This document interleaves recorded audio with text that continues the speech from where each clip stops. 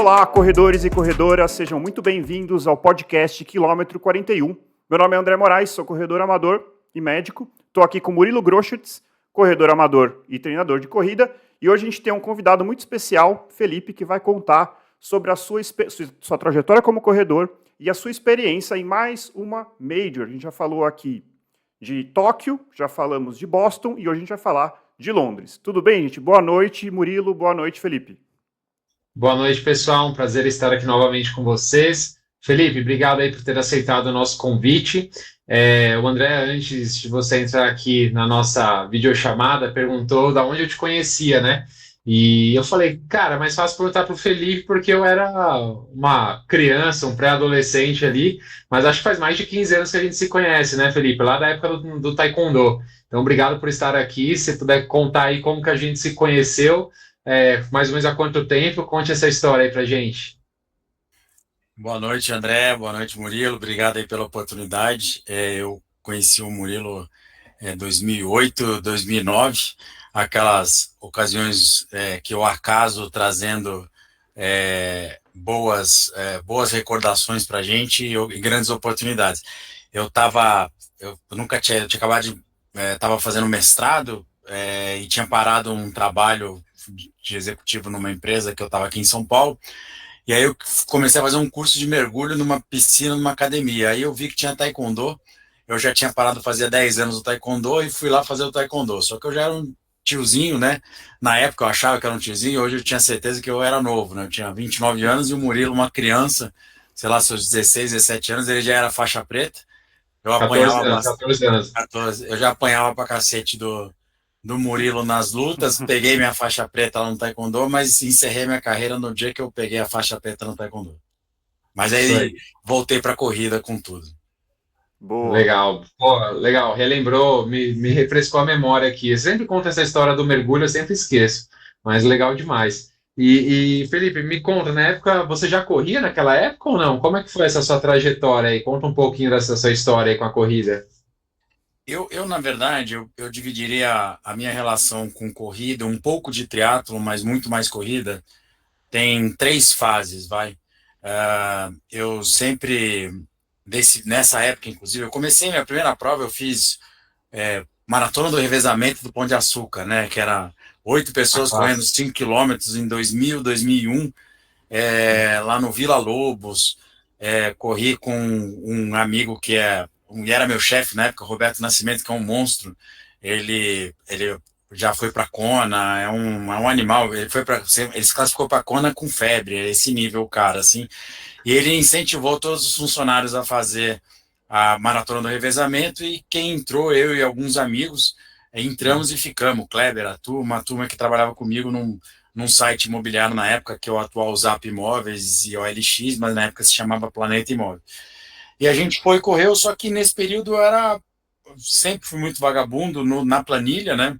Não cumpria, não fazia nada certo, mas eu era louco, né? De sentido de, puta, vamos fazer uma meia maratona? Vamos. Aí eu fazia, chegava andando e fazia essas loucuras. Então, Uhum.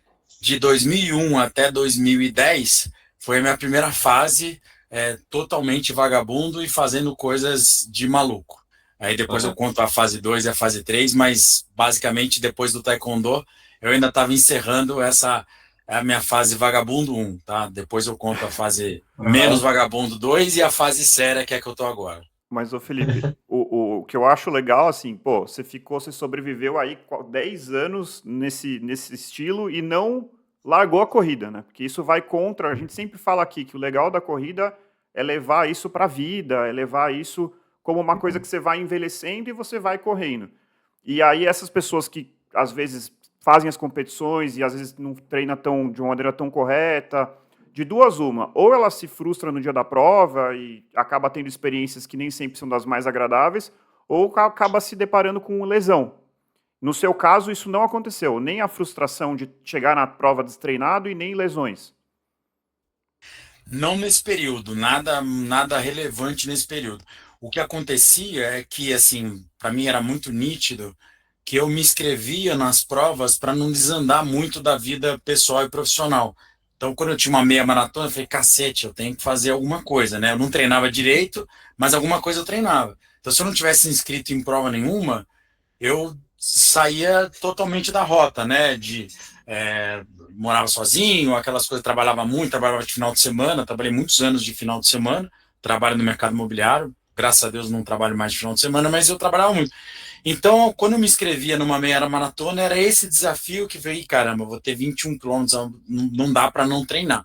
Então, era um pouco isso, mas eu não tinha disciplina com as planilhas, como eu disse, mas alguma disciplina eu tinha. Então, eu não saía do eixo, então a corrida era meu porto seguro, nesse sentido, ainda que eu fizesse coisas que eu abomino hoje, né? Eu fiz várias coisas completamente contra que eu não aconselho as pessoas a fazer. Vou falar de uma forma muito resumida, um ponto. Eu fiz aquilo que vários corredores fazem. Começa o 5K, já vai para o 10, vai para o 21. Hoje em dia, sou completamente contra isso. Eu sempre falo para várias pessoas, quem for ouvir e assistir esse podcast já ouviu da minha boca isso, quem está começando cara, concentra no 5K, faz seu melhor durante 2 anos, escolhe um tempo insano para... Cara, a minha meta é fazer sub-23, sub-22, sub-25. Cada um vai ter sua própria meta. Escolhe essa meta e persegue. Eu não fiz isso. Eu não tinha uma base em 5 e 10K e fui subindo. E aí meu tempo foi piorando. É curioso que eu fiz 4 meias maratonas, uma pior que a outra, de 2006 até 2010. Exatamente nessa linha de piorando meu tempo. Foi aí que começou a fase 2, que daqui a pouco eu conto para vocês como que foi a fase 2 e o que aconteceu. Muito bom. Bom, acho que pode falar da fase 2. A gente já vai fazer o que aconteceu entre a fase 1, passando pela fase 2 e culminando na situação de qual correr. Foi o... A fase 2 qual foi o ponto de virada? O trigger, né, o gatilho da fase 2 foi assim, eu mudei para o Rio de Janeiro, pela segunda vez, eu terminei o meu mestrado e voltei para o Rio de Janeiro. Foi até onde eu conheci minha esposa, sogro e sogra moram lá. Em 2010, ainda não tinha conhecido minha esposa, mas eu fui e me matriculei na Companhia Atlética, lá do Rio. E fui muito bem recebido e tenho amigos até hoje lá.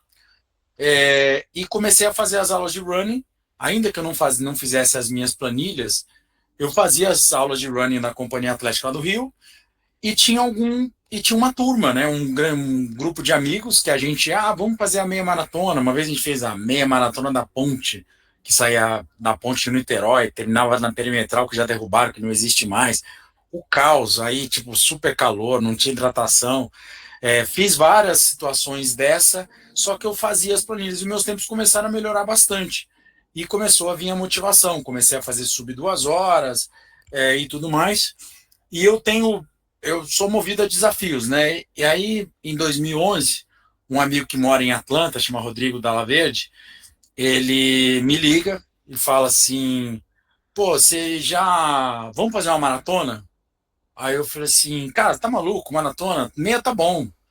Aí ele falou, não, vamos fazer uma maratona. Eu vi aqui, dá pra gente fazer Chicago, uma major. Dá tempo, naquela época não era tão difícil conseguir uma inscrição comprando, né? Aí, tá bom, quanto tempo eu tenho? Cara, você tem 3 meses para treinar. Eu falei, tá bom.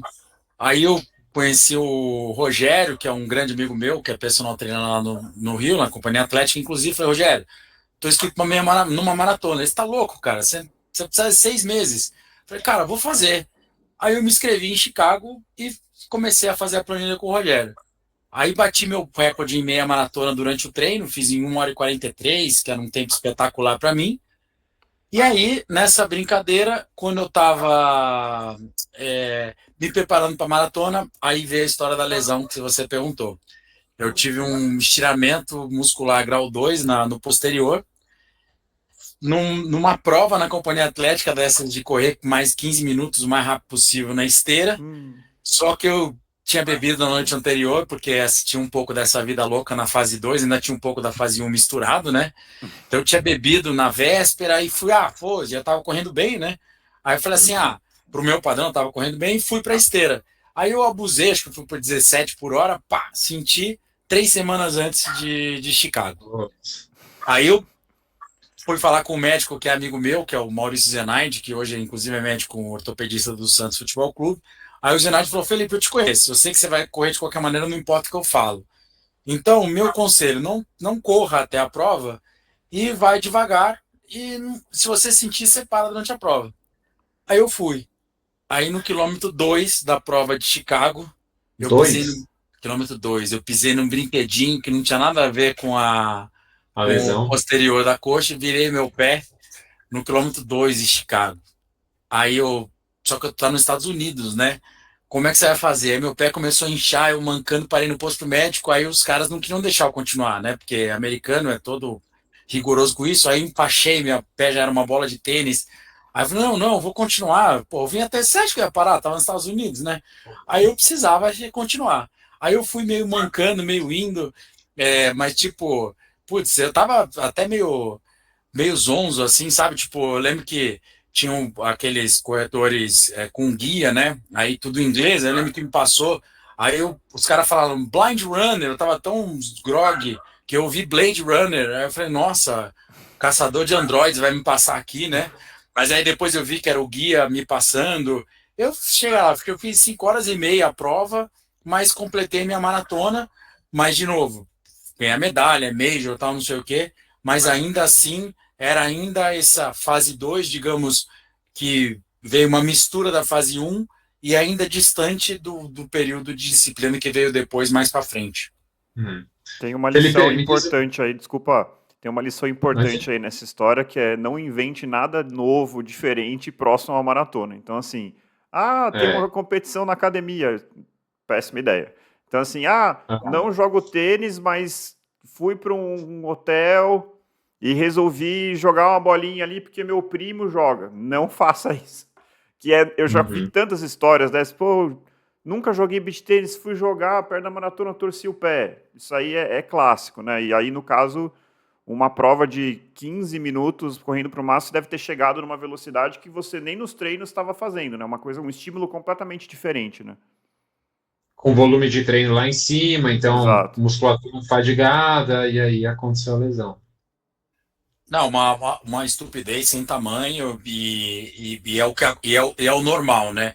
Só que o problema eu estou chamando de estupidez não ter feito uma vez, né? Porque no final acabava sendo um padrão e Uhum. convivia com isso, com essas loucuras assim que foram quase que mais 8, 9 anos nesse período. Ainda e nessa fase 2 o curioso é que o driver ainda era o mesmo, que era o quê? Eu me inscrevi em desafios e eram cada vez mais difíceis, né? Porque pela meia maratona já não me segurava mais para ter algum foco, né? Como eu disse, eu trabalhava muito de final de semana, então trabalhava até tarde, dormia mal, aquelas coisas todas. Mas ainda assim era novo, né? Tinha 30 e poucos anos, o corpo aguentava.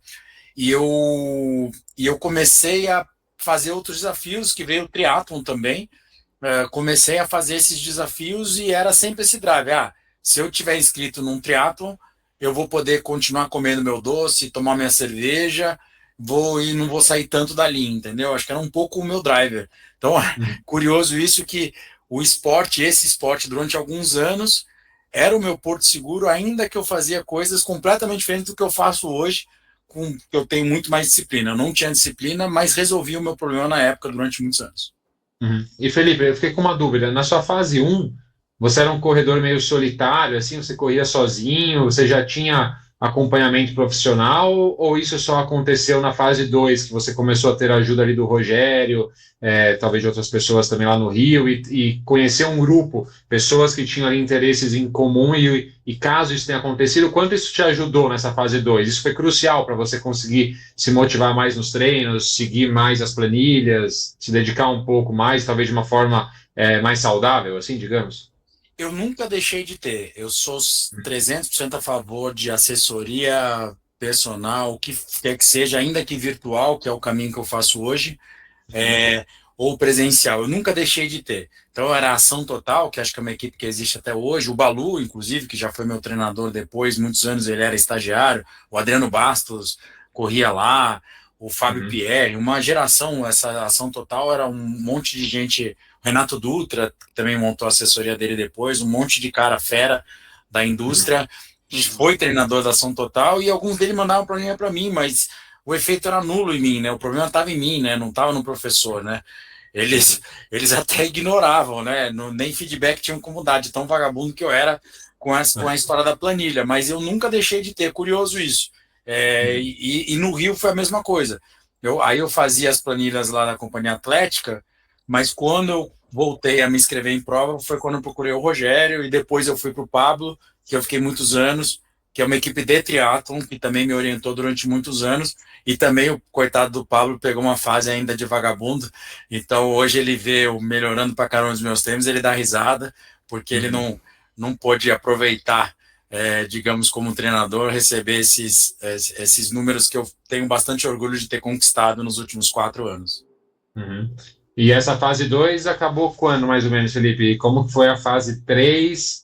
Como que você chegou até os dias atuais? E assim, eu já te conheço há um bom tempo, né? A gente ficou também um período, alguns anos, sem muito contato, mas sempre te acompanhando assim, em redes sociais e tudo mais. Até falei para o André isso antes aqui da nossa gravação, que eu não conhecia tão detalhadamente essas fases, né? Assim, fase 1, fase 2, fase 3 do Felipe, mas para mim é muito nítido o quanto você melhorou como corredor, né? Apesar dos anos passando, algo você, entre aspas, envelhecendo, mas envelhecendo com muito mais saúde. Eu te vejo, você bateu vários recordes pessoais, né, nos últimos anos. Então acho que isso aí já entra na fase 3. Então conta aí pra gente como é que foi essa transição para a fase 3 e como que você chegou nos dias atuais.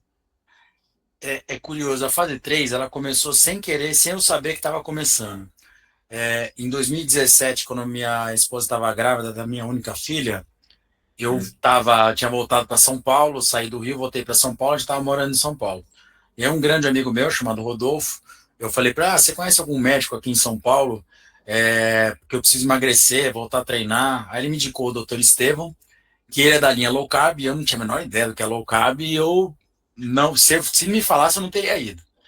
E aí fui, aí fez a consulta, passou aqueles 20 minutos eu contando, eu como de 3 em 3 horas, batata doce, não sei o quê, pré-treino, isso, aquilo. Ele ficou me ouvindo, depois ele me falou, ó, eu vou te fazer um negócio completamente diferente disso. Fica a seu critério. Ele me deu uma dieta cetogênica, me propôs a fazer, e aí foi curioso, porque eu demorei uns 6 meses me adaptando a essa dieta, só que a mágica aconteceu. A minha fome evaporou, eu sequei, só com alimentação, sem nenhum remédio. Então eu ficava, como eu disse, fase 1 e fase 2. Eu me inscrevia nas provas para tentar manter o meu peso. Eu acabei não contando, mas depois a gente pode até contar aqui em detalhes, mas eu cheguei a fazer 2 Ironmans fulls, 6 meios Ironmans na fase 2, tá? Então eu fiz coisas surpreendentes para um vagabundo, mas eu fiz. E os meus treinadores sabem muito bem que não é modo de dizer vagabundo. Ah, mas fez Ironman? Fiz Ironman, vagabundo. E eu começava a fazer o Ironman com 82 quilos, para você ter uma ideia de referência, e fazia a prova com 75. Só que depois que eu fiz a dieta cetogênica e estou há 7 anos nessa pegada low carb, paleolítica, jejum, toda essa mágica aconteceu comigo, depois que eu aprendi a treinar nesse mundo, eu não passo de 72 quilos sem nada. Treino muito menos, então o meu volume de treino aeróbico comparado com o Ironman é menos da metade, e o meu peso completamente controlado. Pra você ter uma ideia, a minha primeira maratona que eu fiz da fase 3, eu fiz com 66 quilos, olha isso. 10 quilos a menos que o meu melhor forma de Ironman, e totalmente controlado, sem esforço e tudo mais. Claro que teve uma adaptação, mas ela aconteceu sem querer. Essa fase 2 aconteceu com isso, porque conforme meu peso começou a ficar controlado, eu comecei naturalmente a renunciar doce, uma série de coisas, naturalmente. Inclusive o álcool acabou dando uma reduzida e teve uma vida disciplinada. E para concluir essa resposta, aconteceu o seguinte, aí mais ou menos 2019, um pouco antes da pandemia, eu cheguei à conclusão comigo mesmo, falei, cacete, eu tenho 20 anos desse negócio, tinha certeza que eu era vagabundo e falei, cara, vou colocar uma meta insana. Qual seria uma meta insana para o vagabundo? Eu tinha 8 maratonas, a minha melhor era 4 horas e 19. Aí eu ouvi falar sobre Boston. Aí eu falei, vou tentar ir para Boston. Aí, obviamente, a única pessoa que acreditou em mim foi meu falecido pai. Ele falou que se eu tentasse eu ia conseguir, nem eu acreditava. Mas eu falei, fui pesquisar e eu vi que para ir para Boston eu tinha que baixar 1 hora uma maratona. Aí eu tô nessa pegada, ainda não consegui, mas estou tentando isso até hoje. Então, quando eu decidi isso em 2019, juntou as duas coisas, eu estava com o peso controlado, e aí em 2019 eu entrei nessa pegada de ir para Boston, procurei o Balu, que era meu, já conhecia ele, e ele também era dessa pegada low carb, e comecei a treinar com o Balu e bati todos os meus recordes a partir de então. Foram quantas maratonas depois que você tomou essa decisão de tentar o índice para Boston? Foram só 3, mas eu tinha feito umas 8 antes, mais as do Ironman, e todas que eu fiz as 8 antes, acima de 4 horas e 19, todas eu andei, todas eu me sacrifiquei, todas foi dolorido e sofrido e não fazia sentido. E essas 3, curiosamente, eu termino mais rápido e muito melhor, em todos os sentidos, recuperação melhor, e não tem nem como comparar com o que acontecia anteriormente. Ou seja, eu me inscrevi em maratona antigamente para não desandar a vida, né? Hoje em dia eu me inscrevo em maratona e me preparo para uma maratona. Não consigo me ver um dia na vida, vou fazer a maratona por fazer. Não vou fazer o que eu já fiz muito na vida, nunca mais. Não pretendo. Nem maratona, nem Ironman, nem Ironman. Ou eu faço sério ou não faço. Legal, Felipe. Eu acho que tem, assim, tem uma jornada aí que, assim, que eu acho que isso é muito interessante, que, assim, eu percebo que cada corredor tem uma história diferente, né? E, às vezes, o caminho pode ser mais curto, vamos dizer assim. Tem aquela pessoa que já tem uma disciplina, que já tem um foco, já tem um número na cabeça. E, às vezes, tem a outra pessoa que, no seu caso, que é muito interessante, que a corrida deve ter te salvado ali de talvez uma vida menos disciplinada, talvez alguns hábitos ali que talvez não teriam sido as melhores escolhas, mas que ao longo do tempo, mesmo demorando, acabou maturando e chegando na fase que você está hoje. Então, assim, dificilmente você ia ter essa cabeça, ia ter como forçar a ter essa cabeça lá atrás. Não sei se dá para entender o que eu estou querendo dizer. Isso foi uma construção que precisou desse tempo, provavelmente, né? E isso é muito interessante. Mas tem uma vantagem de quem tem uma história que nem a minha. É que quando você, depois dos 40, você começa a bater um monte de recorde. Sim. Aí você pensa que você é bom, mas na verdade eu era ruim pra cacete, né? Essa é a vantagem, né? Não. Então, quando você tem, eu vejo isso, os caras que eram muito bons na adolescência, por exemplo, o Murilo no Taekwondo, fatalmente ele ia se frustrar hoje, porque ele era muito bom no Taekwondo adolescente. E quando você é muito novo e não leva muito a sério, é surpreendente. Eu desafio isso, eu convido os meus amigos do Rio de Janeiro, por exemplo, que eu tenho muito contato até hoje das minhas equipes de triatlo e corrida, eu fico provocando eles muito para, cara, vamos, porque tem um caminho aqui, é surpreendente, você vai conseguir, vamos junto nessa, porque é muito legal, é muito gratificante. Sim, que na verdade você está revelando o verdadeiro potencial, que sempre esteve ali, na verdade, mas agora você está conseguindo acessar esse potencial. Bom, eu queria fazer o link, Murilo, não sei se você tem mais alguma coisa para falar dessa fase. Não, só ia comentar que é muito legal isso, né, André e Felipe, assim, como que cada corredor tem a sua história, não existe um caminho exato a ser seguido, né, o Felipe ele teve uma trajetória bem longa, né, até conseguir ali encontrar melhor forma de treinar, melhor rotina, os bons hábitos, né, e conquistar os seus melhores tempos. Como o André falou, há pessoas que têm uma trajetória um pouco mais curta, né, até começar a bater os seus recordes e bater bons tempos. E é isso, né, é muito legal, essa individualidade, né, e cada um construindo a sua história, isso é muito, muito interessante. Boa. Bom, e aí eu queria saber muito, Felipe, e a Maratona de Londres? Nessa história que a gente está contando, aonde ela se encaixa? Como que chegou? Como é que foi a inscrição? Como é que foi a decisão de correr a Maratona de Londres? Conta um pouco pra gente. A verdade é que a decisão de Boston, ela envolve fazer todas as majors, né? Eu já tinha feito Chicago em 2011, e aí eu ia fazer todas as majors sem pressa, sem dizer até o ano X, só Boston quando eu conseguisse o índice, né? Uhum. E aí todo mundo falava de Londres, que era plana e fria, e era uma época eu já tinha feito Buenos Aires, então 2022 eu fiz Buenos Aires, eu quebrei no quilômetro 28, estava muito bem, hoje em dia dá para saber claramente onde eu errei na estratégia. E aí, quando eu acabei em Buenos Aires, falei com o Balu, meu treinador na época, eu falei, cara, tô a fim de fazer Londres. E me inscrevi para Londres 2023. Então, tava tudo certo, fui pela Camel Turismo, tá? Então, fiz a reserva, é um valor bastante relevante, né, que você tem que separar. Minha esposa e minha filha comigo, tudo certinho. E aí aconteceu uma situação de vida que depois que passa um ano eu consigo falar com mais naturalidade, mas em 2022, quando eu estava um mês antes de eu embarcar para Londres, minha mãe já estava muito doente no hospital, começou a piorar, ela já estava em casa com cuidadora, e meu pai, até pela relação que ele e minha mãe tinham, o meu pai também não aguentou, e ele teve um infarto fulminante, ficou em coma.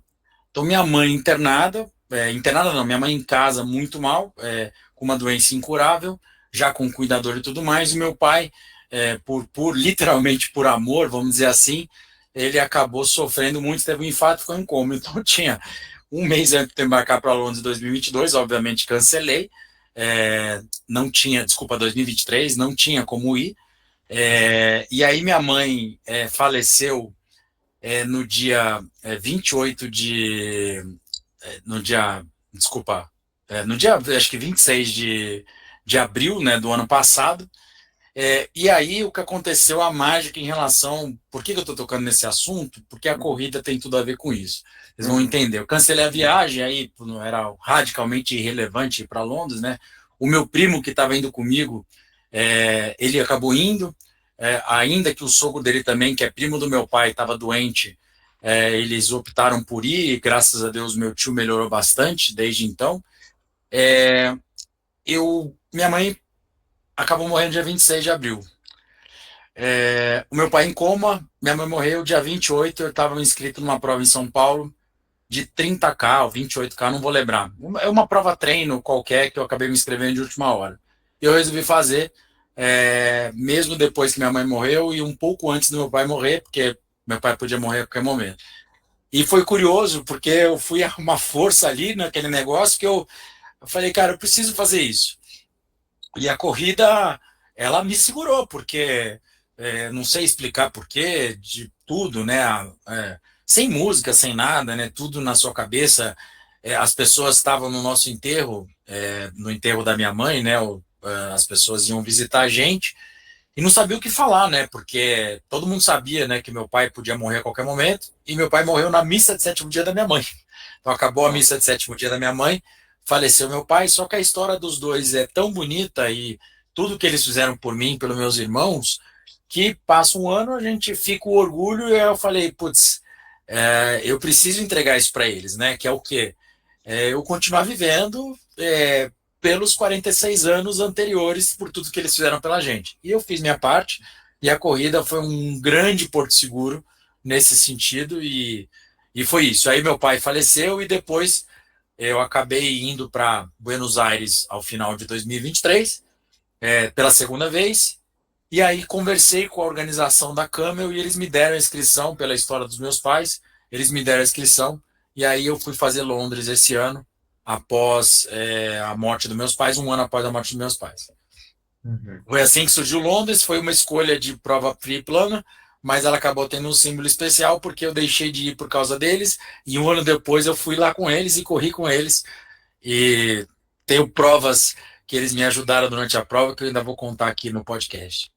Pô, Poxa. Felipe, é uma história bem, bem triste, né? Assim, eu fico imaginando, né? Perder um pai, uma mãe, já deve ser complicado. Perder os dois na mesma semana é algo que eu não consigo nem imaginar, né? E a corrida, realmente, a gente acredita muito nisso, que tem esse poder aí de ajudar as pessoas nas mais diferentes situações. Acho que é uma situação extrema que certamente deve ter sido ali um lugar ali que você se refugiou, vamos dizer assim, né? Deve ter te ajudado bastante.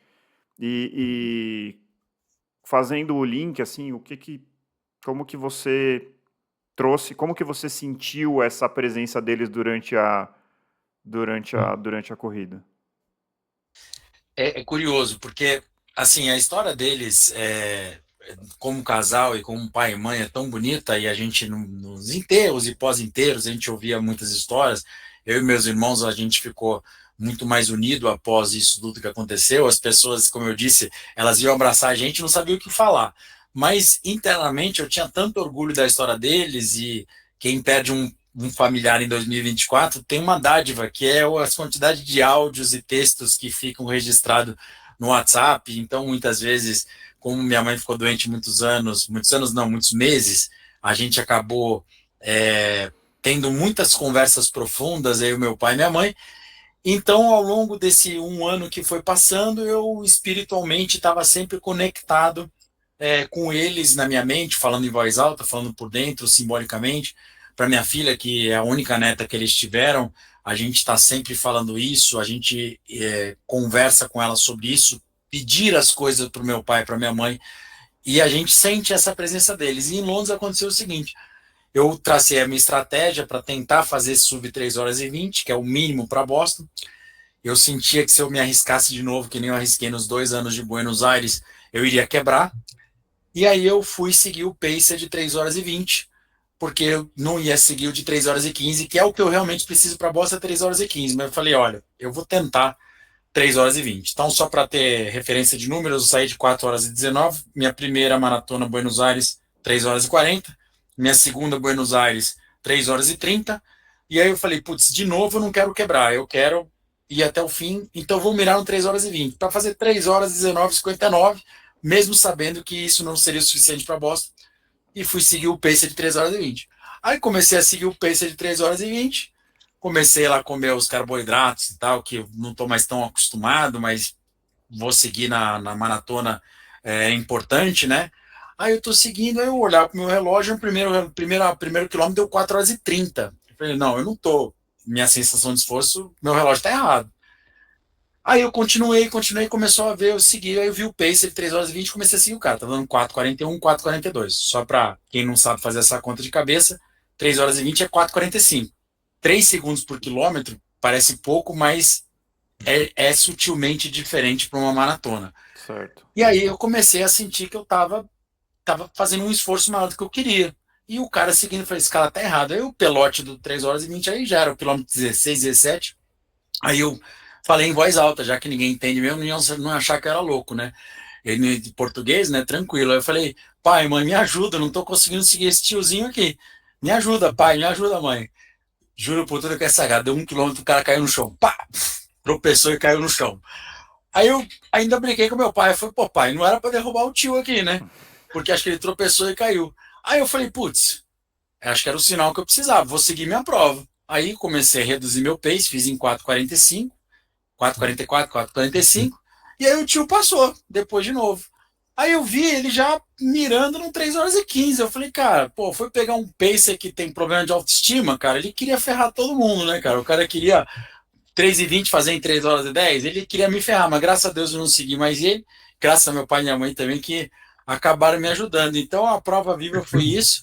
E aí, quando eu pego as minhas parciais, eu até mandei para o Murilo logo depois que eu terminei, é surreal. Meus primeiros 5 km, 4,42, 10 km, 4,42, 4... aí depois 4,44, 4,44, 4,44, 4,44, 4,44. Então, assim, foi um reloginho.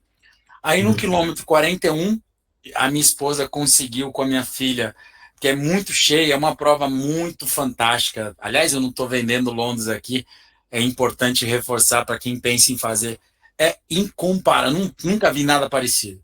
Eu acho que eu até vou me decepcionar com as outras maratonas pelo mundo. Não é possível que tenha uma coisa mais legal que Londres.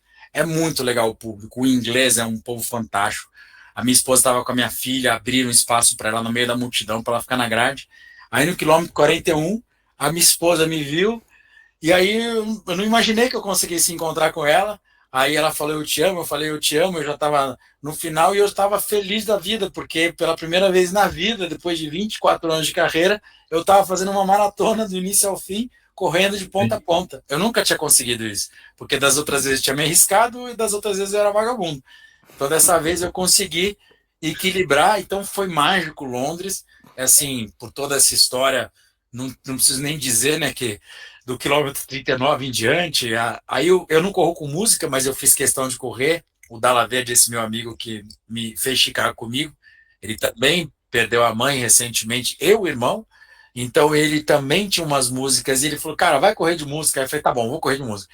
E aí, o que aconteceu comigo? No quilômetro 39, tocando Roberto Carlos, Como é Grande Meu Amor com Você, numa corrida, né? Quem vai colocar Como é Grande Meu Amor com Você, Meu Amor por Você, numa maratona? Eu coloquei. Tinha significado para você, né? E eu cantava lá, e o pessoal, como é grande, e eu correndo que nem um maluco, mas nem era ritmo techno não, era a original Original. mesmo.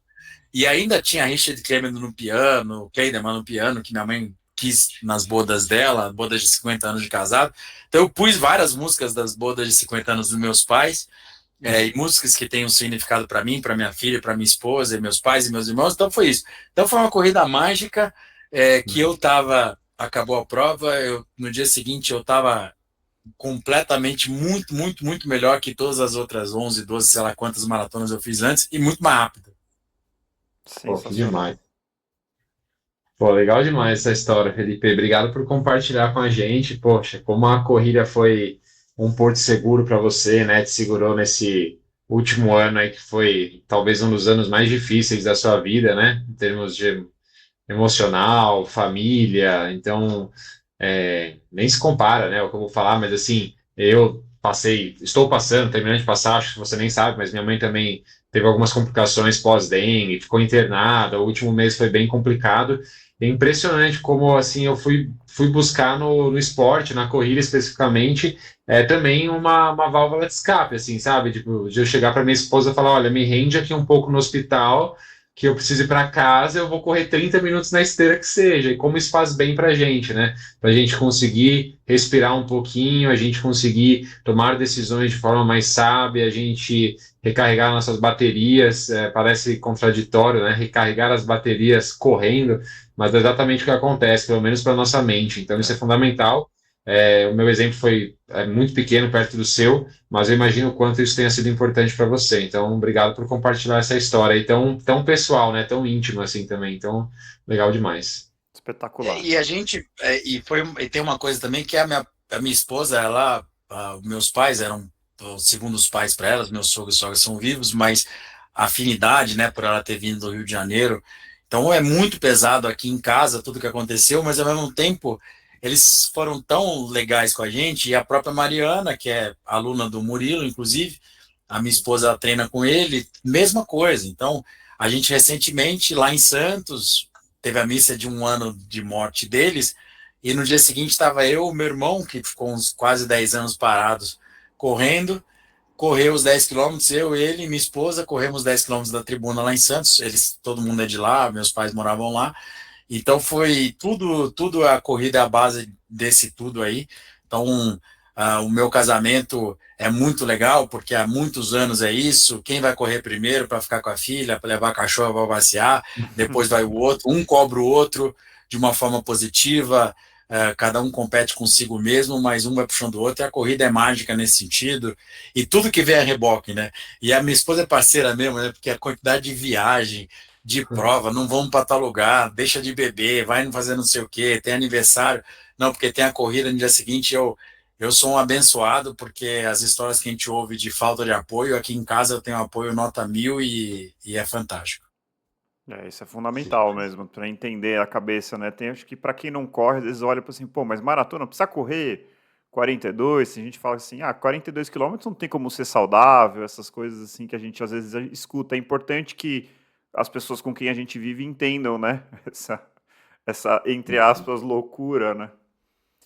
Não, e você está mexendo com uma carcaça, eu tenho 47 anos agora, você está mexendo com coisa muito séria. Então, se você, por exemplo, não se cuidar, por exemplo, além dos treinos de força que eu fiz com o Murilo nesses anos todos, eu fazia força por conta própria também, um exercício que o próprio Murilo passava para mim, e eu comecei a cuidar de mobilidade com o Pilates. Então, eu faço Pilates no meu prédio mesmo, Pilates Itaim, lá onde eu trabalho, e isso é fundamental, além da alimentação, além de tudo. Então, assim, sem dúvida, a maratona pode ser muito prejudicial, mas o oposto também pode ser. Se você se cuidar, a maratona pode ser muito saudável, Uhum, mentalmente falando e fisicamente falando. com certeza. É, eu, como eu falei, eu tô, recentemente eu não saio, não passo de 70 quilos, tô me sentindo muito bem, com trocentos anos a mais de vida, mas é gratificante. Mas, e aí, e voltando a falar de Londres, se alguém, é muito impressionante, além do frio, do plano, agora a torcida, eu nunca vi nada parecido. O povo, gente boa e educado, e é muito, muito interessante. Acho que é uma prova que eu recomendo muito. Legal. Que legal.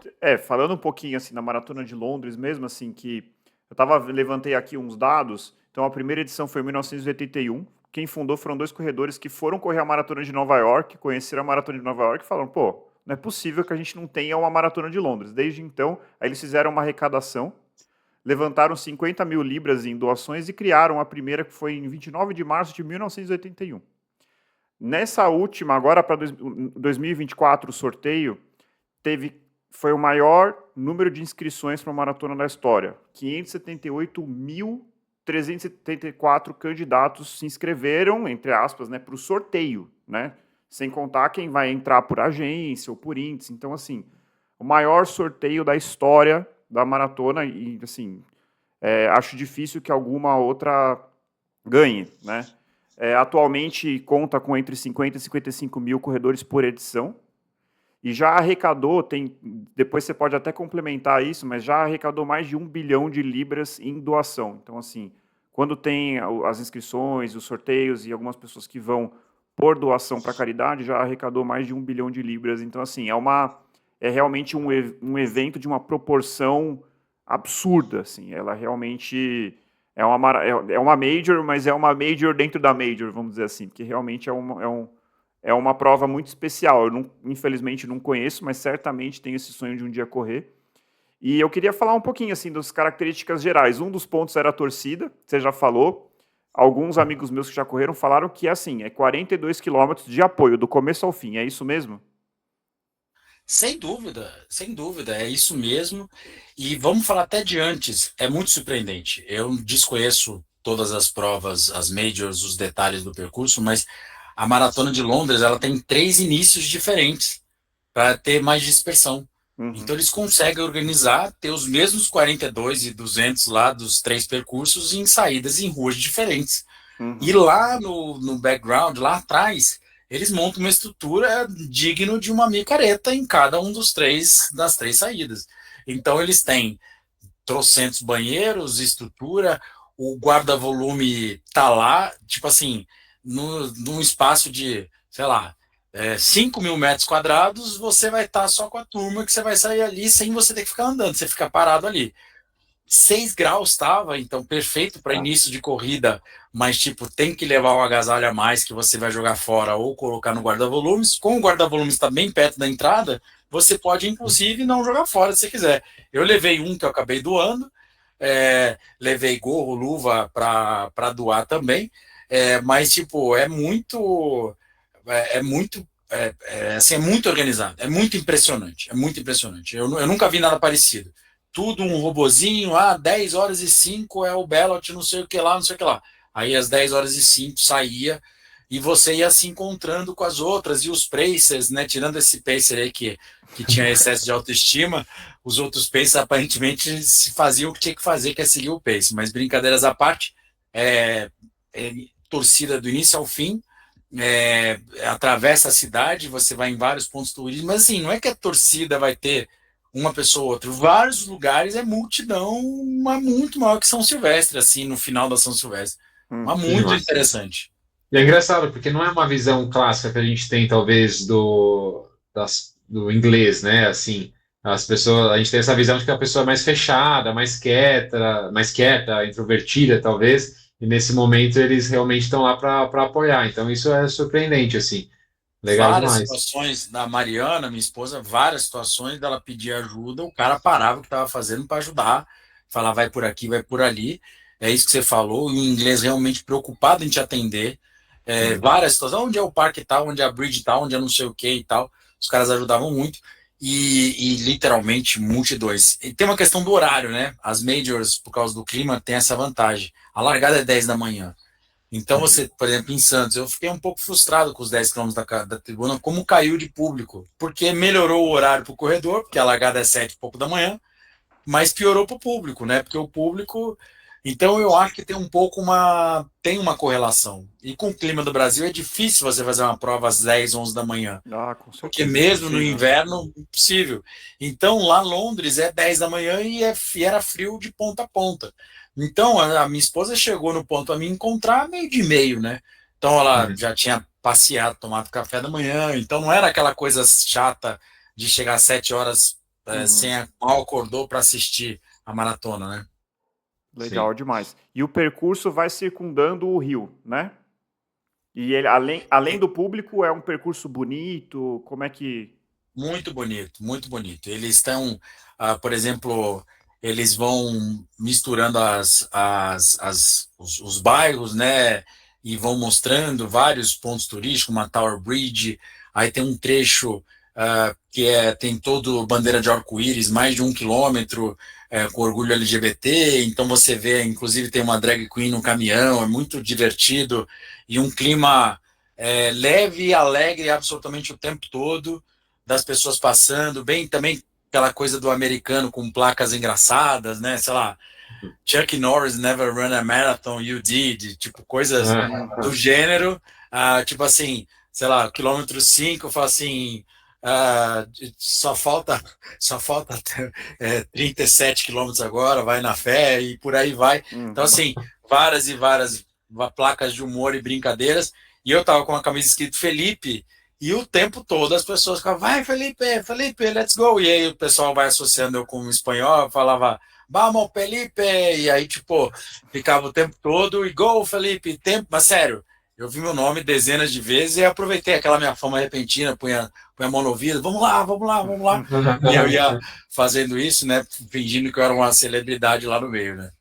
Que legal. Legal Felipe, sobre o percurso aí, né? O percurso tem muitas quebras, assim, curvas, ruas pequenas ou não? Como que é? Porque até onde eu sei, a Maratona de Londres, ela é plana, ela é fria, mas o trajeto ele não é muito linear, digamos assim. Estou errado ou não? Não, tem muitas curvas, tá? Poucas ruas estreitas, a grande maioria das ruas são largas, muito poucas ruas com lombada, essas coisas todas, né? Com desvios. Mas ainda que tenha as curvas, muitas vezes você, sei lá, por exemplo, Buenos Aires, às vezes você está debaixo de um viaduto, não sei o que obviamente não vai ter ninguém. Mas lá em Londres, ainda que tivesse várias curvas, sempre tinha gente. Então você não vai percebendo essas viradas. Mas eles fazem um negócio, eles são tão organizados que eles põem uma linha azul, que é a da Elite, que é exatamente a marcação dos 42.200. Quem fizer aquela linha azul, pela tangente daquele lá, vai fazer o 42.200 para que a pessoa não fique no zigue-zague. Isso é uma coisa que pouca gente sabe, mas assim, as maratonas mais organizadas têm essa linha azul. Então, assim, se tiver... O que acontece? Se você não segue essa linha, no final das contas, você vai acabar correndo mais do que 42.195. Então, sempre que você estiver numa maratona e achar uma linha azul, vai, coloca o pé ali em cima e vai seguindo, que você vai fazer o caminho mais curto do início à chegada. E numa maratona, correr não seguindo essa linha, né, pode aumentar muito a sua distância, né? E eu já ouvi falar, claro que isso depende muito, que pode chegar a ser 1 quilômetro a mais ao final da maratona. É óbvio que isso é muito variável, depende do percurso, mas assim, se você fizer as curvas errado, ficar zigue-zagueando, às vezes a pessoa está na ânsia de ultrapassar e fica zigue-zagueando, assim. E isso aumenta muito, no final das contas, o tempo, os números de quilômetros, de metros que você corre numa maratona, né? Mas aí o ser humano tem aquela capacidade de sempre terceirizar a culpa, né? E a culpa é do GPS sempre, né? Ah, sim. O relógio que tá errado. Um ponto importante que acabei falando ano passado, o frio. Tem que respeitar muito, tá? É fantástico para você fazer a prova. Nos últimos 3 anos, até onde eu acompanhei, que eu tive amigos que fizeram, foi perfeito, né? No meu caso, acho que foi de 6 a 9 graus a maior parte do tempo, que é a temperatura mais do que perfeita para uma performance. Mas, assim, o antes, não, assim, mas nem pensar, não dá. Eu tava com um agasalho e minha boca batendo dente mesmo, com agasalho, Sim. batendo dente. Levei uma meia a mais, que eu tirei um pouco antes da prova, coloquei lá no guarda-volume, e também o guarda-volume. Como o guarda-volume é muito organizado, é bem depois da chegada, então vale a pena você ter roupa seca, toalha, como Londres pode chover também, capa de chuva. Então, assim, se preparar para tudo, abusa de colocar no guarda-volume, porque quando termina, tá muito frio e é perigoso você ficar doente, com toda certeza, porque você vai andar muito. Porque quando acaba, você vai ter que andar muito porque tá tudo fechado. Então, eu provavelmente devo ter andado uns 2 quilômetros ou 3 para sair num lugar que eu pudesse pegar um Uber ou meu hotel, o que quer que seja. É bastante coisa depois que você faz uma maratona. Muito bom, Felipe. Perfeito. Boas dicas aí para futuros corredores. Eu tô anotando tudo aqui. Quando eu for correr Londres, eu não vou cometer o erro que, inclusive, eu cometi em Buenos Aires de passar um pouquinho de frio. Que aí, se Buenos Aires estava 11 quando eu corri, imagina 6 graus. Uma diferença enorme. Ah, você tem uma ideia, eu tava de camisa regata de manguito, gorro e luva. Fora o que eu joguei, né? Eu joguei uma camisa de manga comprida e um agasalho fora no quilômetro 1. A luva eu consegui dispensar. O manguito não tirei, o gorro não tirei. Não precisou, tipo. E aí os ventos contras na Tower Bridge, que é uma ponte, quando você cruza o rio, Famosa, né? Bonita pra caramba, né? muito bonito. Aliás, as fotos que eu tenho da Tower Bridge são fantásticas, assim, sabe? Uma multidão enorme, assim, são muito, muito tops. Que legal. E Legal. Felipe, você falou que quando termina a prova, você vai andar bastante, etc. Acho que a gente pode puxar um gancho um pouquinho sobre como que foi sua hospedagem lá, localização. Tem alguma dica nesse aspecto, assim, para quem quer fazer Londres ou, né, quem vai fazer Londres, alguma orientação em relação à hospedagem? Daí talvez você possa fazer um gancho da sua experiência como é, corredor, viajante aí, também como Felipe mesmo viajando pelo mundo, sobre custos de viagem, o que você achou da cidade de Londres nesse aspecto também? Londres, não só pelo câmbio, na média é uma cidade cara, ponto, tá? Mas a questão do metrô é surreal. Não tem nada, não tem nenhum paralelo que eu consiga comparar a qualidade do metrô e a quantidade por esquina. É muito fácil você se localizar, principalmente pelo Google Maps. Então você joga o ponto que você está no Google Maps, escolhe transporte público. Se às vezes você entra num ônibus, vai para o metrô, não sei o quê, o Google Maps dá direitinho, acerta no segundo. E tudo no Google Pay, no Apple Pay, ou Google Pay, tanto faz. Você vai no cartão de débito ou de crédito, não importa qual você está usando, você faz tudo. Então, a questão de metrô, você anda pela cidade toda. E aí a localização para ficar é usar o Palácio de Buckingham como referência, ficar perto da chegada. Como é muito fácil andar de metrô, você não precisa ficar perto onde é a largada ou o kit, entendeu? A cidade vai estar bem bloqueada para viagem, né? Então, qual é a vantagem de você ficar perto do Palácio de Buckingham? Eu fui pela Cama e a Cama, inclusive, te leva de ônibus para a largada. Né? Então, a Cama Turismo tem isso daí, sei lá, uns 70, 100 brasileiros vão com esse ônibus para a largada. Mas o corredor, ele anda no metrô de graça no dia da maratona. Então, com certeza você consegue se deslocar por Londres. Então, assim, aí respondendo a primeira pergunta, sobre ficar hospedado, pegar o Palácio de Buckingham como referência, porque tem tudo ali e é muito bem localizado para qualquer tipo de passeio. Algumas coisas, inclusive, dá para fazer a pé a partir dessa região onde você ficar hospedado. Aí nos outros, os N bairros que você vai conhecer, Soho, Chelsea, vários e várias atração turística, Museu de História Natural, por exemplo, criança, que a gente foi na Legoland, a gente acabou indo de Uber. A Legoland é fantástico, então para quem vai viajar com criança, principalmente até uns 8 anos de idade, é muito bom. A minha esposa é especialista em roteiros, então não precisei me preocupar, só precisava obedecer, e eu sou muito bom nisso, então eu seguia isso ao pé da letra e deu tudo certo. E aí passava o cartão no Google Pay lá para pegar o metrô, então transporte, você não precisa alugar carro e não precisa andar de Uber, tirando essas exceções aeroporto e tal, não precisa mesmo. Sobre comida, você ir nos lugares badalados, você tende a pagar um pouco caro, e dá para pesquisar coisas de bairro muito boas, acessíveis. Mas, assim, referência de refeição de Londres, na média, é aquele São Paulo gourmetizado de carne, entendeu? R$ 500, R$ 600, convertendo já. Tipo, você vai em São Paulo, um pobre Juan da vida, com uma garrafa de vinho, você vai pagar isso. Então, a referência de Londres é isso. Longe de mim dizer que R$ 500, R$ 600 é barato, pelo contrário, é caro igual São Paulo. Só que se você erra na mão, igual você erra na mão em São Paulo, você vai ter lugares que você vai gastar R$ 1.000.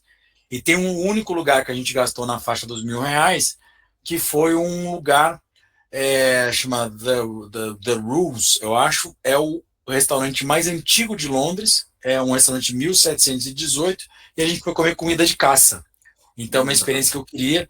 A gente comeu um vernisson, que é um tipo de um veado, a gente comeu essa carne, e também comeu Não tinha o fazão que a gente queria comer e comer um boi, uma carne de boi também.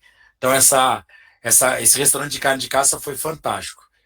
E para concluir, o que você tem que tomar cuidado de gasto são aquelas coisas, o cafezinho bobo, sabe? Tipo, vamos lá tomar um café aqui só para passar o tempo. Como qualquer lugar da Europa, tomar um pouco de cuidado. E por último, também a minha decepção com o vinho do restaurante.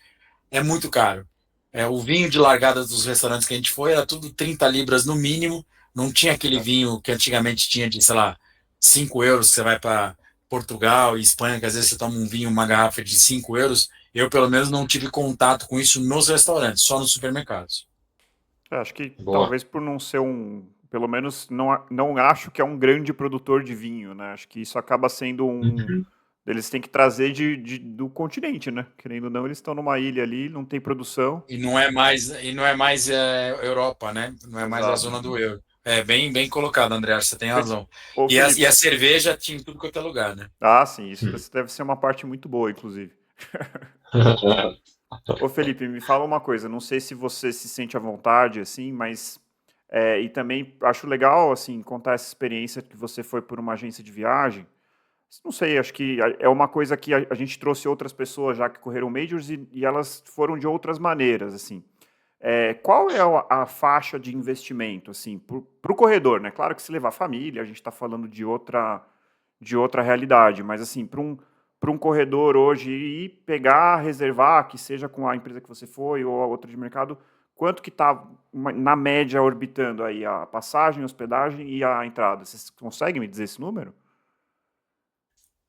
A passagem, você tem a questão da variação de dólar e libra, então, basicamente, o trecho basicão por perna, digamos assim, se você comprar com bastante antecedência, dá para comprar por uns de 2.500 a 3.000 reais por perna, e aí 6.000 por pessoa e de volta bem comprado.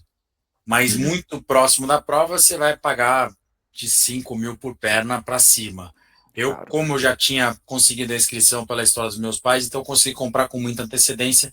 Então a gente comprou as 3 passagens, da minha esposa e da minha filha, reembolsável, os 3 na casa dos 18, mas com tudo full, sabe? Se desse algum problema, eu teria reembolso. Se eu tivesse pago 16, digamos assim, provavelmente eu estaria no risco, tá? Já com seguro de viagem e tudo mais. Aí da agência, propriamente dito, eu chutaria que é algo com a família, porque não tem como você dissociar, porque você tem que comprar a estadia do hotel da agência. Então, a inscrição são 300 libras, que multiplica por 7, 2.000 reais. Então, preço de inscrição de Ironman, né? É muito caro uma inscrição de Londres. Se você conseguir, não é qualquer um que vai poder pagar os 300. Você tem que pagar os 300 libras com a estadia. E aí a estadia em Londres, no geral, é meio Nova York, tá? Uma estadia relativamente cara. Então você vai ter que pegar as 4 diárias mínimas lá. Então provavelmente o pacote vai sair entre 15 a 20 de estadia mais inscrição com a família tudo, só que aí você está resolvendo quase que toda a viagem.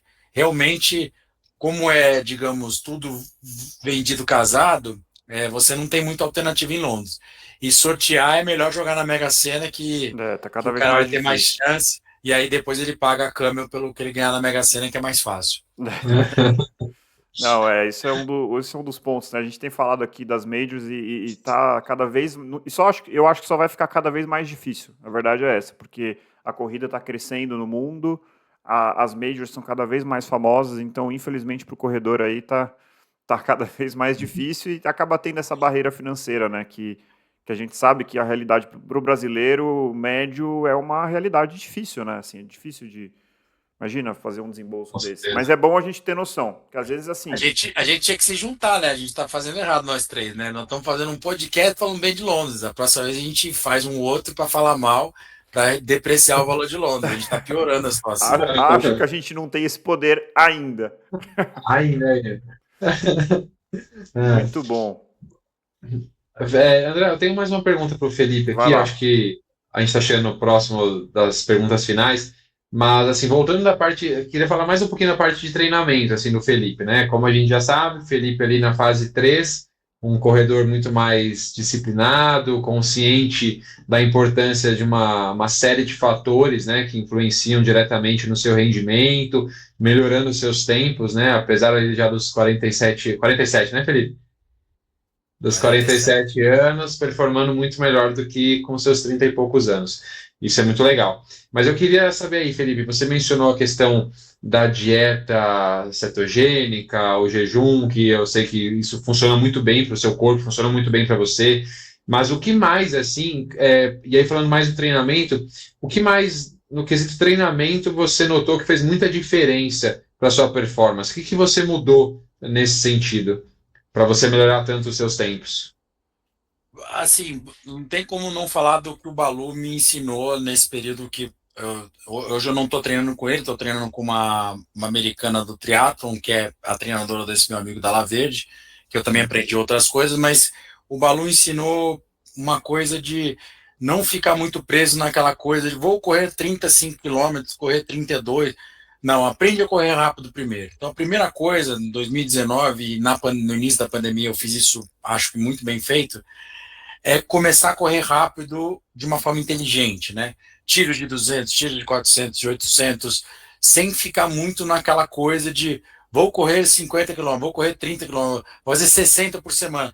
Eu, nos últimos 4 anos, eu devo ter no máximo 3 semanas na casa dos 60. Muitas semanas perto de prova entre 40 e 50 quilômetros e algumas entre 50 e 60. Então, assim, então você se lesiona menos, mas você aprende a correr rápido. E aí você ganha essa base. Então, a primeira coisa, 2019 eu não fiz nenhuma maratona, nem 2020, nem 2021. E o que eu fazia? Prova de 5K, aí eu bati todos os meus recordes de 5, 10 e 15. Todos de jejum, como você colocou. Então, todas as provas abaixo de 1h30, eu faço de jejum do início ao fim. Quando fica perto de 1h30, que é meia maratona para cima, aí eu começo a comer. Às vezes eu largo o jejum, às vezes eu como antes, mas eu aproveito isso, o glicogênio, e aproveito a própria gordura como energia. Então, esse 5K, só para vocês terem uma referência, meu melhor 5K era 22h30, antes de eu ter de ser disciplinado. O meu primeiro eu já fiz sub-21, que é uma eternidade, né, para essa distância. Os meus 10K, meu melhor era 45, eu fiz 42 alto. Os meus 15K, sei lá, acho que era 1h25, eu fiz 1h15, não, 1h05. Então, assim, eu fui melhorando todas as distâncias rápidas até agora tá na hora de chegar ao volume. Então, a primeira dica, base, né? a primeira dica é você tem que correr rápido. Essa base vai afetar todas as distâncias. Aí eu baixei aquela calculadora VDOT, tem um app aí disso daí, e eu uso isso de referência. Então, toda vez que eu fazia uma prova de 5K, atualizava o VDOT, falei, opa, agora eu já estou apto a correr uma maratona nesse pace, se eu fizer o volume adequado para isso. Então, eu inverti toda a minha lógica dos 20 anos de corrida. Então, meus 20 anos eu ficava subindo a distância e piorando o meu pace. Eu inverti, eu concentrei no 5K, melhorei muito, fiz 3 provas de 5K para depois ir para os 10 e por aí vai. Então, a primeira coisa é correr rápido. Não tenha pressa, diz que vou para Boston. Eu demorei 3 anos para tentar minha primeira Boston. Porque não adianta você se enganar. Não adianta. Se o meu 5K não é compatível com o meu tempo de Boston, não adianta. Não vai existir mágica.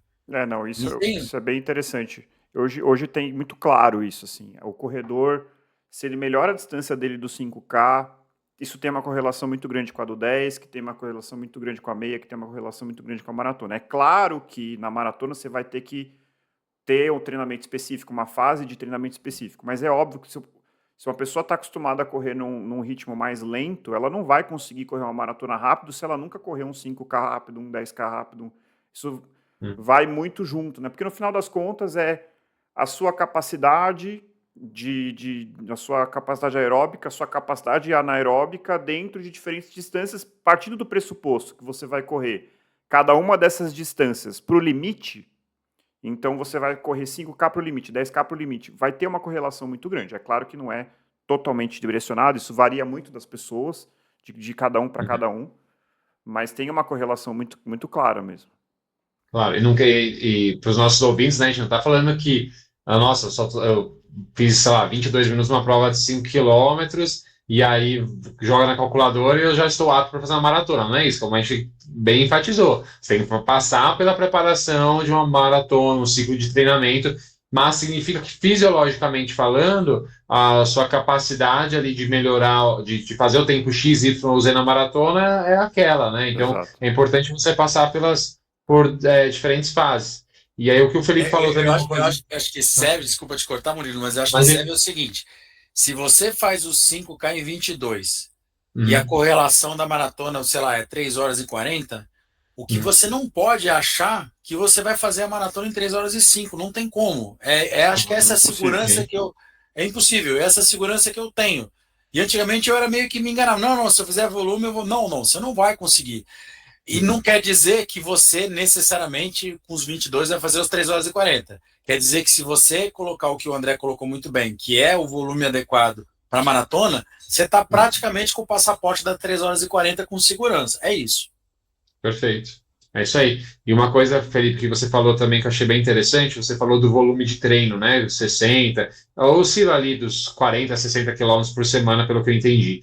E a gente sempre já falou em outros episódios também sobre carga de treinamento, ou a performance ser volume dependente, mas que o principal é a individualização dos treinos, né? E a individualidade biológica. Então, para o Felipe, os 40 a 60 quilômetros estão sendo ideais, né? Estão permitindo que você melhore seus tempos, que você performe bem, etc. Talvez o Felipe correndo 80, 90 quilômetros por semana, talvez tivesse um efeito negativo sobre o seu organismo. Talvez você entrasse em overtraining, talvez você tivesse rendimentos cada vez piores, não se recuperasse tão adequadamente, etc. E há corredores que precisam do contrário, precisam de um volume um pouco mais alto. Então, isso varia muito de pessoa para pessoa também. Então é bem interessante. E até no último episódio, né, André, que a gente falou sobre. A gente gravou, vai ser lançado quando vocês ouvirem esse episódio, vocês já vão ter ouvido também o anterior, que a gente deu algumas orientações, né, para quando você for fazer sua primeira maratona, né? E aí uma das questões era qual é o mínimo de quilometragem semanal, de volume semanal. E a gente mencionou os 40, 50 quilômetros, mas não que isso seja uma preocupação muito grande, né? E às vezes os alunos me perguntam, não, mas quantos quilômetros? Calma. Vamos nos preocupar com o todo, com os treinos, com diferentes tipos de treino, com o seu treino longo, a qualidade, o tempo, a sua velocidade, suas provas preparatórias. Isso é muito mais importante do que Exato. pensar no volume total. Claro que isso tem a sua importância, mas não é o foco principal do treinamento, né? Se é só você pegar um E faltou, paralelo assim que. Desculpa, Felipe. A Sifan Hassan, só um exemplo. A Sifan Hassan, atleta profissional que foi campeã de Londres em 2023. Ela nunca tinha corrido uma maratona oficial na vida. Ela é atleta de pista e ela é um monstro na pista. Corredora de 5 mil metros, 10 mil metros. Primeira maratona da vida. Pum, campeã de Londres. Por que isso acontece? Porque ela já tem a velocidade dentro dela. Ela já tem a potência, ela já tem uma capacidade aeróbica, anaeróbica esplendorosa. Ela adaptou o treino dela para maratona, foi lá, pum, ganhou. Ou seja, você pode parar assim, pô, como pode um atleta que nunca foi na maratona foi lá ganhar? Por que isso? Porque é justamente o que o Felipe está falando, a velocidade já estava ali dentro dela. Ela só adaptou essa velocidade ao contexto da maratona. Então, lógico que a gente está falando de agora de atleta profissional, não tem nada a ver aqui, mas assim, é um exemplo de como isso é adaptável e de como tem essa correlação muito clara, né? Perfeito. E eu tenho no período, na fase 3, fase disciplinado, eu tenho 2 treinadores. Eu tenho o Balu, 3 anos e pouquinho, e a Chris, que vai fazer 1 ano. Basicamente, os dois têm o core muito parecido numa questão. O Balu, basicamente, dos 4 treinos da semana que eu faço, só faço 4 treinos, tem gente que faz 5, 6, eu faço 4. Basicamente, um leve e os outros 3 têm algum nível de força na proposta que ele tem, né? Então, o longo vai ter variações com paces próximo ou mais rápido que a maratona, e os outros sempre mais rápido que a maratona, os outros 2 fortes. Já o da Chris, basicamente, a planilha dela tem sido quase que sempre 2 treinos leves, mas com muito mais volume que o leve do Balu. O leve do Balu tinha 30 minutos, o dela é a partir de 45 minutos, muitas vezes, e os outros 2 só fortes. E o curioso é que os 2 foram importantes para mim, né, para a minha performance, né? O Balu fez eu sair de um patamar que era inimaginável, né? É inimaginável correr confortável a 5:15, né? Tipo, hoje a gente nem percebe essa evolução, né? Imaginar que 5:15 às vezes é meu pace controlado, né? Então, eu aprendi nisso com o Balu. E com a Chris eu estou aprendendo a importância de correr leve. É fundamental correr leve. As pessoas ficam obcecadas com o Garmin, com o Strava, com não sei o que no dia do leve, e elas estão se comprometendo. Então é respeitar muito o treino leve, porque o treino leve é onde exatamente você vai descansar treinando e vai estar pronto para treinar o forte, né? Felipe, episódio 7, se eu não me engano. Não, 7 ou 8. Acho que é o 6. É o 6, o nome do episódio é A Regra dos 80-20, devagar se vai mais longe. É isso? Então, assim, correr devagar. A gente fez a seguinte conclusão aqui no podcast, no episódio. Saber correr devagar, na minha opinião, e o Murilo deu a bênção dele do treinador de corrida, para mim diferencia o corredor que é iniciante do corredor intermediário avançado. Você ter a saber que você tá... Não, hoje é para fazer leve. Então a gente já tem um episódio inteiro sobre isso, não quero me alongar, mas eu acho que o que você está falando vem de encontro ao que a gente falou bastante no episódio lá. Então, saber correr devagar e nos tempos de Strava, Instagram, Garmin, é sempre mais difícil, né? É um desafio, né? As pessoas, questões de redes sociais, né? A gente se compara muito com o outro, né? E normalmente, né? Não me coloco fora disso, a gente posta as nossas provas, nossos melhores tempos, né? Mas aí fica o desafio, né? Posta lá o treino que você faz de rodagem leve, você performa 4,15, 4,20 na prova, posta lá o 5,40 que você fez no treino longo, na sua rodagem, né? Mas isso é para os corajosos, né? Na verdade, é para os sábios, Murilo. É para os sábios, é verdade. Quem sabe que assim, hoje é leve e é isso que eu vou fazer, eu não tô nem aí porque você vai pensar, esse é o sábio, entendeu? É aí que você tem que chegar. Com certeza. Bom, estouramos completamente o tempo. Mas tudo bem, sinal que o papo tá bom. Eu queria perguntar para o Felipe, já a última pergunta. Já fiquei empolgado aí com essa sua meta de Boston. Quando você atingir, que vai conseguir, tenho certeza, eu quero já te convidar de antemão para vir contar aqui. E eu queria saber qual é a sua próxima corrida, como é que tá os seus planos aí. Você vai tentar aí pela segunda ou terceira vez essa classificação? Como é que vai ser?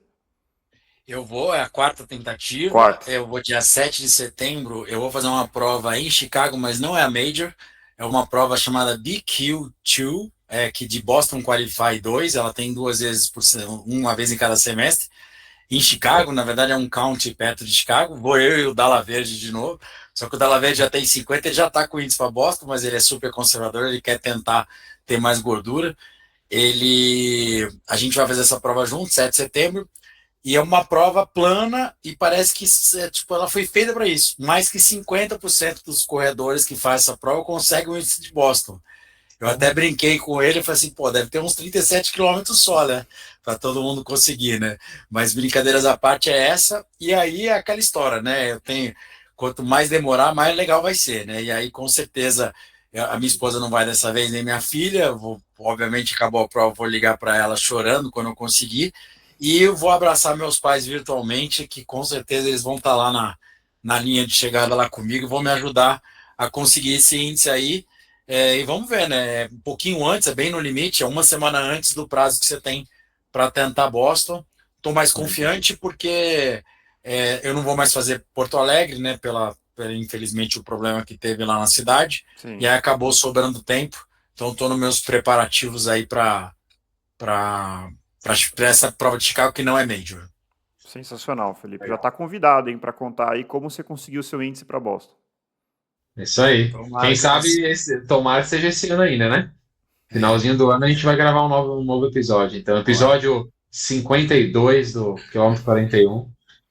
Aí vai ser a fase 4, que aí eu vou voltar a ser vagabundo, que eu vou só comemorar, né? Tô brincando.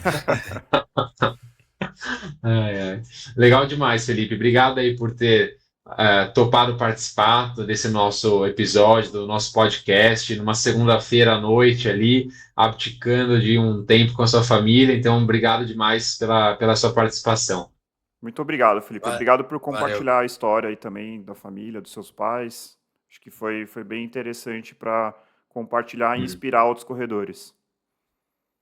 Ótimo, obrigado a vocês pela oportunidade aí. Desculpa os latidos da cachorra no início aí do podcast, não sei se vai pegar aí. Tranquilo, mas não tem problema nenhum. Obrigado, um grande abraço para vocês aí. Valeu, bom, Felipe, pessoal. Obrigado. Então, corredores e corredoras, encontrem seu motivo para continuar correndo e nós nos encontramos no próximo quilômetro 41. Até lá. Muito obrigado. Até lá. Valeu. Até.